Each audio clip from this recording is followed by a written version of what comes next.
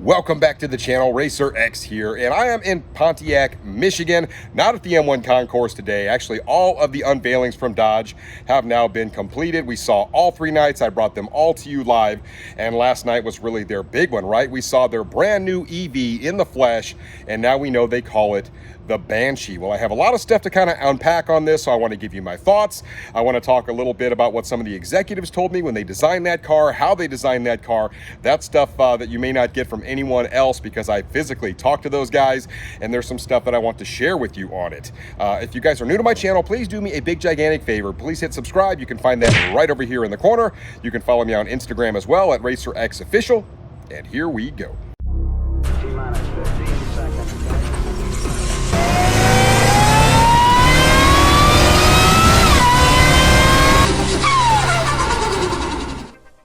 Now, there were a lot of key takeaways I had from this experience with Dodge. I've been up here a week now, and it has been a lot of fun. It's been a lot of work, but it's also been a ton of fun. And last night we saw them finally unveil this EV that we've all been eagerly anticipating, whether you like EVs or whether you don't.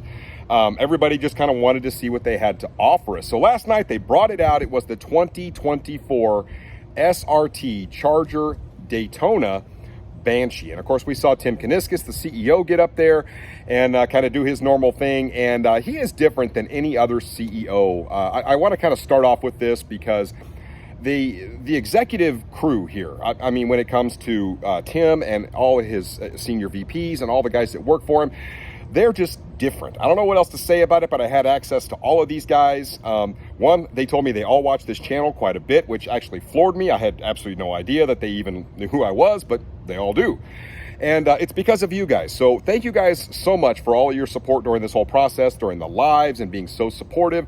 It has been a serious adventure. But Tim Kuniskis, I had several conversations with him, including right after the unveil yesterday, which I will talk to you a little bit more about.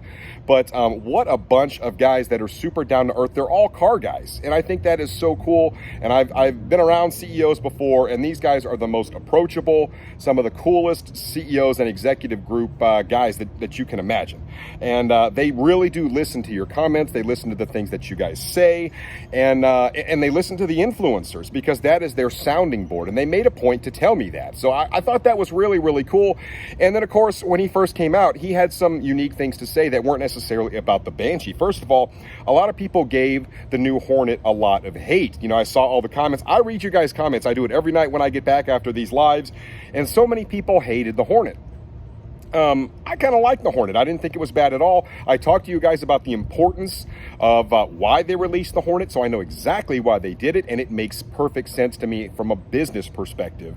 And it's not for the muscle car guys. We already knew that, guys. I told you about it on my video last night. They didn't release that for guys like me and the other folks out there that are performance enthusiasts. It's the other 95%. Of the population out there, the much bigger segment that they have to capture so they can make these cars amazing.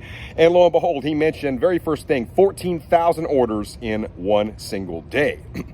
Obviously, they made the right decision, whether you like it or not. So that's something to think about. Also, he mentioned a space race towards electrification. That was interesting. $500 billion is what the automotive industry has already spent on electric technology. That is a flooring and staggering number. And then he mentioned you got to have a ticket to the dance, right? So it just didn't make business sense to not go down this road, is basically what he told us last night. So food for thought. So let's talk about this new Banshee offering a little bit. Obviously, when they rolled it out, I was so fortunate because I was able to get right up front and center and really have the best view, I think, of anybody out there on this new unveiling, the whole thing. And I tell you what, Dodge is such a good company when it comes to marketing. Dodge is almost like a marketing company that sells cars. You know, there's no other car company out there that markets like Dodge, in my opinion. They're such a unique branded company, and it was really neat to be there in person and see it the way they rolled that thing out. Now, when we talk about the car itself, whether you like it or whether you don't, there are a couple of key points that I want to make for myself. One, I've always kind of just maintained that EVs, they just kind of suck from a looks perspective. They just all look ugly, and they don't have to. I've never understood why companies make EVs and then just make them ugly, or make them just kind of weird looking and egg-shaped and all sorts of weird stuff like that. But that's exactly what they do. And Dodge said, you know what, why? You don't have to do that. Let's give it a sleek design, and that's exactly what they did. This is the sleekest looking Dodge I have ever seen in my life. I mean, look at the wing in the front of it. It's actually a really striking car, especially in person. Look at the headlights on that car. It's beautiful. And then when we jump to interior, even when you talk about something like a Model S Plaid, they suck on the inside. They just do. The build quality is terrible. They're really fast. They perform well. But the inside on those is very boring and very mundane. This has a world-class interior on it, guys. It has like carbon fiber seats and all sorts of state-of-the-art stuff on the inside of it. And you guys will see a lot more of that in the coming months. But what a beautiful interior on this. The exterior looks great. For those of you that wanted a two-door, so many people have been asking for a two-door Charger, and they gave it to us. And I didn't think that was going to happen. And so, you know, there's a lot to think about when it comes to the design of this. Love it or hate it. I thought the logo looked really good. The headlights, oh my gosh, and the taillights. In the dark, guys, where I could see it really well, it looked amazing. So wait till you see it in person and kind of, you know, get a better feel for if you really like it or not from a looks perspective. It is different, guys. And I know people hate change, but I thought they really did a good job with this EV. By far the best looking EV on the market. It is. I don't know how it's going to perform yet, guys. We'll talk about that in a second. But in terms of just being different, it is that. Now, here is the part where it got kind of interesting, and I was watching your comments as they came across when they were unveiling this. It is about the sound, and Dodge has been saying, look, we're going to make this thing, sound like nothing anybody has ever heard, and they did exactly that.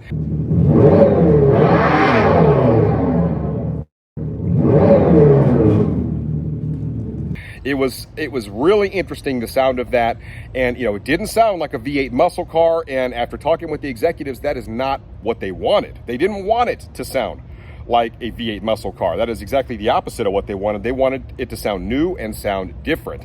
And some people heard, you know, a pissed off chainsaw or a lawnmower. And that's what everybody says about anything that is different. I don't know why, but everything, that's what they go to is, oh, well, it sounds different. So it sounds like a lawnmower or a chainsaw, or, you know, it sounds like, I don't know, a hamster running on a wheel or whatever you guys coin it. But in person, it sounded pretty good. Now, sound is completely subjective. It's just, that's why we have so many exhaust companies out there.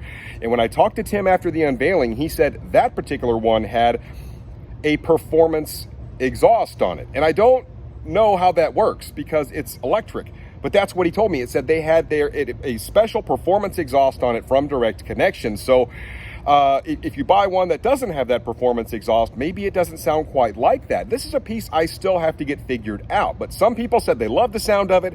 It sounded amazing. And the camera doesn't pick up sound very well, guys. That's why when I do exhaust videos, I tell you that all the time. But it sounded very unique in person, and that's all I'm going to tell you about it. He said performance exhaust, and I'm like, how would it work on an electric car? But I mean, he put it out there. So there's a lot more to be uncovered on this EV, which leads me into my next point. So now let's talk about what we don't know about this EV, and it's a lot. So he mentioned last night that it's going to be, through Direct Connection. And I'm still not sure how that whole process works through Direct Connection. Do you just get on the Direct Connection website and order a Banshee?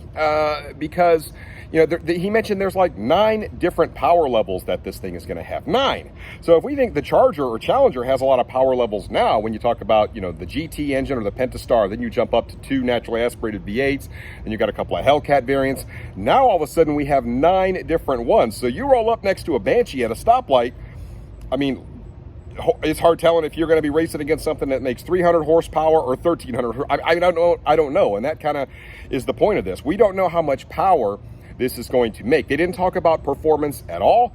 They didn't talk about suspension. They didn't talk about how many motors it has. There's still a lot of stuff. I mean, a lot of people wanted to know, what is this thing going to do 0 to 60, right? I mean, what are the quarter mile times? And all of that comes with knowing the power numbers. And they left a lot of stuff out. So when I talked to Tim about this after the unveiling, I said, when are we going to know all the, the key stuff about, power numbers and how much it costs, right? Everybody wants to know, well, how much does the thing cost? They left all of that out, and they just looked at me and said, yep, we know. We know we left it out. We did it on purpose. And of course they did, right? And so here's the thing. It's a 2024 model. They just wanted to get it out there and show it to us. And when you talk to the execs, They did it on purpose. They want everybody to just kind of get a look at the thing. I don't even think they have everything fine-tuned in terms of the numbers they want to offer. You know, the power levels, all that kind of stuff, the price. I don't think any of that has completely been figured out at this point. And that's the truth of it. But we've got a while to figure it out. And that's what Tim told me when they were done. He said, look, let's just get it out there. Let people digest it a little bit. Let people chew on it, so to speak. And then we'll see. You know, we'll come to a decision on that, and we'll let people just kind of, because it's going to take people a while to change and kind of get to know the thing. And well, some people loved it automatically, some people hated it automatically, and some people it will grow on, and they understand that. And so before they give us all of the goodies that we all really want to know, they just wanted to show us the car, and they did. And they showed us some really unique things, some pertinent things. And now we just have to wait until they actually fine-tune everything. We got more than a year, guys, before I think this thing is going to start going into production. And then we will know a whole bunch more over the next probably several months, 6 months, whatever it is. They will give us those figures once they fine-tune everything. But right now, they're still trying to figure it out, I think. So all that being said, I want to kind of give Dodge a little bit of credit. I mean, give credit where credit is due. And they deserve some credit here because, one, as I mentioned, the execs of this company are just so incredibly different. The way they listen, the way they act. I mean, you see, they don't wear suits or anything like that. I mean, I have been just immersed in this whole culture with these guys for an entire week. And they are just a good, genuine group of people. They're car enthusiasts. And I just don't know if there are a lot of other car companies out there like that, which is why so many of you guys like Dodge. And I have just been thoroughly impressed with these guys. So when I talked to them about how they designed this Banshee, I literally talked to the senior VPs and Tim and all these guys, and basically what they ended up doing was they just said, look, we have to go towards electrification. And they just got in a room and wrote on a whiteboard, and he said it took them 10 minutes. They said, what sucks about EVs?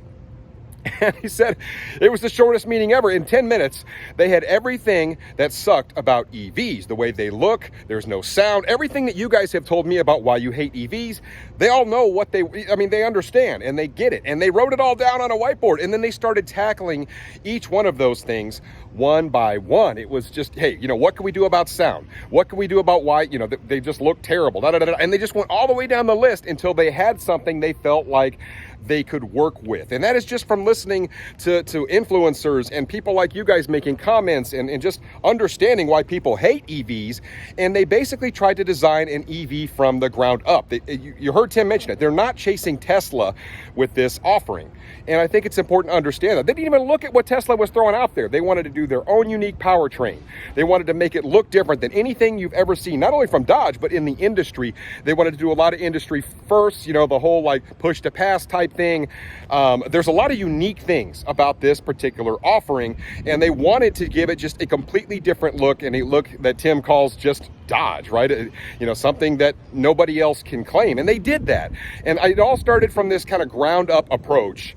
And so I give these guys a lot of credit for their approach with this. It wasn't, oh, how do we beat Tesla? Or, you know, Ford's putting this out or whatever. They're like, how can we make this thing as Dodge as we possibly can? And I think that's super cool. So here's the big thing, and I'm sure a lot of you guys want me to answer this question, so I will just go ahead and tackle it. Kind of the last thing to tackle. It's, look, Racer X, would you drive this EV? Because as you know, most of you guys know, I'm a big racer. Those of you that follow my channel, you know, I love a big, powerful V8, the burble of it. And I mean, that's always just kind of been my thing, is fast, something that sounds kind of visceral and unique. And so would I go over to driving this EV? Well, I can tell you from seeing it in person, from all the little things I know about it, I would absolutely drive this. I mean, some of you guys, that might disappoint you, but it is what it is. I am a car enthusiast, and if it's fast and it's different and it's fun, I want to drive it. And after seeing the car in person, in the flesh, 2 feet from me, taking pictures of it, all the kind of stuff, it is different, but I absolutely would rock this car. I think it looks really cool in person.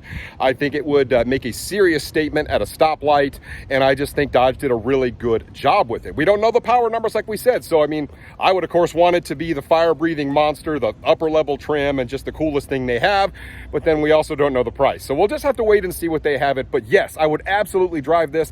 And all the other big muscle car guys, the Demonology, my good buddy, and all the other guys that were here that are all of the like mindset like myself, and a lot of you guys that just love V8s and you love the sound and all that kind of stuff, they all said the same thing. I would rock the crap out of something like that. So anyway, guys, food for thought. Let me know what you think about it in the comments down below, and I will catch you on the next one. So until then, Racer X.